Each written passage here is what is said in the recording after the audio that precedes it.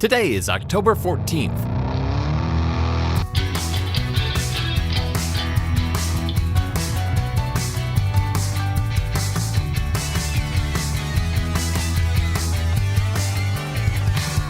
It's the 288th day of the year, and this is the On This Day podcast. Today is World Standards Day. Everyone get excited. According to the World Standards Corporation, today is a day to, quote, pay tribute to the collaborative efforts of the thousands of experts worldwide who develop the voluntary technical agreements that are published as international standards. The World Standards Corporation is a collaboration of three standards organizations around the world, the IEC, the ISO, and the ITU. And their collective goal is to provide stable and globally recognized frameworks for standardization of safety and quality in the global marketplace.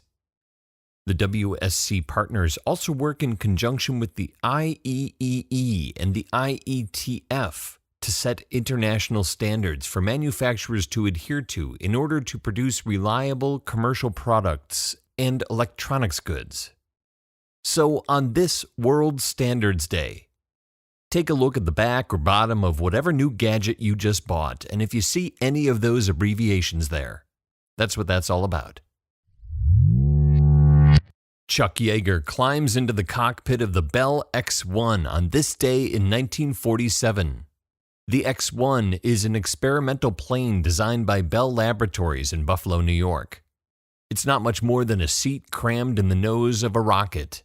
The plane is referred to as a bullet with wings because its design is influenced by the bullet used in the Browning .50 caliber machine gun, a round known for its stability and supersonic flight. Strapped in behind the controls in a semi-reclined attitude, Captain Chuck Yeager is in a lot of pain. Yeager is a U.S. Air Force test pilot. Though he's only 26, he's chalked up more acts of heroism and daring do than most dream of in a lifetime. A couple of nights before the mission on this day, he cracks 2 ribs when he falls off his horse. He doesn't tell anyone for fear of being grounded and missing his chance to fly faster than the speed of sound. Yeager tracks down a doctor in a nearby town who may be a veterinarian or may not even be a real doctor at all, and this fella tapes him up and helps him set the broken bones. But on this day in 1947, not only is Yeager in pain from his injury also prevents him from maneuvering in the tiny cockpit to get over far enough to lock the hatch. He confides in another pilot in the program, Jack Ridley, who helps him rig up a lever made from a broom handle that Yeager can use to seal the hatch. 'Cause he's going to have to do it all himself. The Bell X-1 is carried up to altitude in the bomb bay of a B-29 Superfortress. Once up there, Yeager has to climb down into the rocket plane and close himself up in that tiny little can he's nicknamed Glamorous Glennis, named for his wife, Glennis. When the B-29 is 9 miles high over Southern California's Mojave Desert, Yeager and the X-1 are drop-launched. The rocket kicks into gear, and on this day in 1947, Captain Chuck Yeager is the first person to fly faster than the speed of sound, flying Mach 1.06, the equivalent of 700 miles an hour at an altitude of 45,000 feet over the Rogers Dry Lake bed in the Mojave. After breaking the sound barrier on this day, the rocket burns out. Yeager glides back down to terra firma and continues his illustrious career. And the Bell X-1, nicknamed Glamorous Glennis, the first airplane to break the sound barrier in level flight, is put on permanent display at the Smithsonian's National Air and Space Museum in Washington, D.C. Check it out on your next visit. Born on this day in 1958, singer and producer Thomas Dolby. Dolby is born Thomas Robertson in London, England. He falls in love with music, particularly jazz, when he's a young man. He gets his hands on a kit-built synthesizer soon after that, and he becomes obsessed with creating music out of electronic synthesized sounds. In the 1970s, his friends nicknamed him Dolby after the noise reduction process created by Dolby Laboratories, and he adopts the name Thomas Dolby as his stage name. He works as a session musician for producer Mutt Lange, playing synth on the Foreigner album featuring the hit songs Waiting for a Girl Like You and Urgent,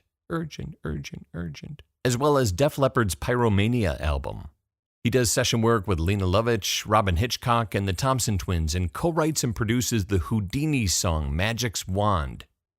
In 1982, he releases his first solo album, The Golden Age of Wireless, and then an EP, Blinded by Science, featuring the song that will make Thomas Dolby famous, She Blinded Me with Science. The song takes shape after he comes up with the concept for the music video. He envisions it as a silent movie and fills in the aural space with music.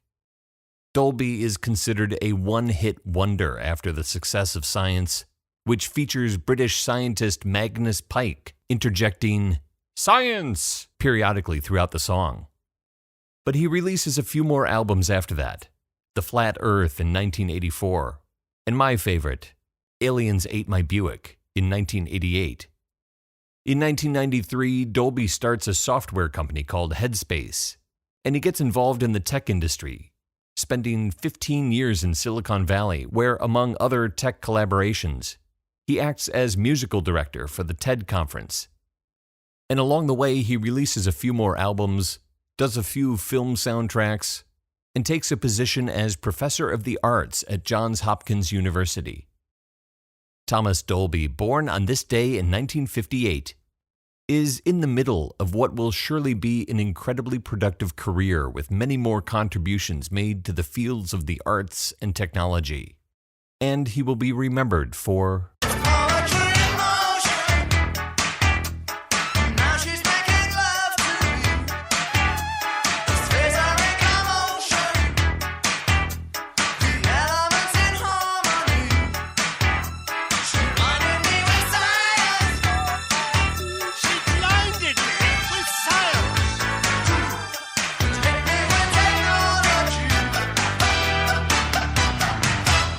There are 78 days left in the year.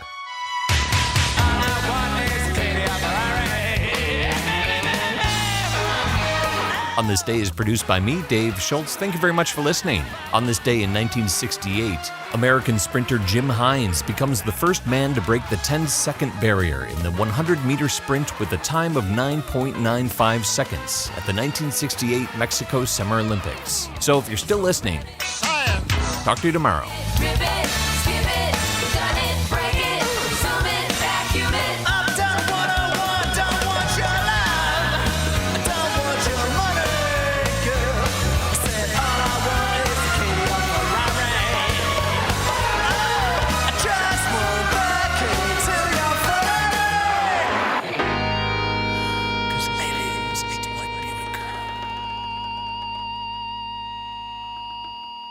Wait.